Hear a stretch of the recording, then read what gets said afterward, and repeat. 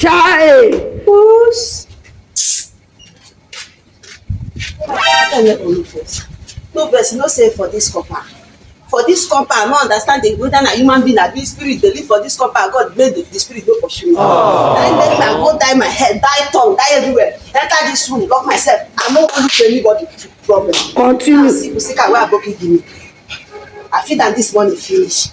To play with them, I no see again. Chai! The spirit, whether the spirit where they live for this compound in form of human being, now they carry me, I don't know. Now you be the best person, the only sure person I know for this compound. You could tell me the truth. Where do you Wait, see that why you always talk like this? Hey, wait! You only make trouble. You only make trouble. Wait. You pay me money, man. They take care of cat. I have the cat caretaker. Oh, Mumu, not too much. You only boo. no verse. No verse. You know, I can't explain to you. Say, person wey die everything wey dey in body. I don't die head, die tongue. Even my blood, I die and joy. Why I no go dey shout? No verse. Now my. Why you no go die your head, die your tongue? Say your body be like mommy water. In fact, you don't ask ABOKI wey give you the car whether na him carry and go feed am. ABOKI. Ask am now. You don't.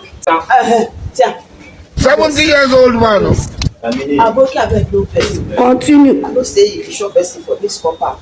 That pussycat wey you clean. Make her dey manage. I don feed am this morning finish. I wan play with am, no come see am again. Abeg, I no understand the kind witches and wizards, even the ones wey dey look me.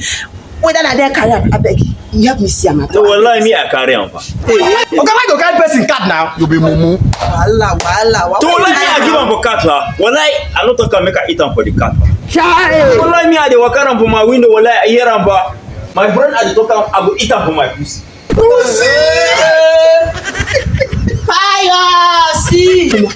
Fire! See, I don't tell this guy. Anytime when they talk this, he make them reduce his voice.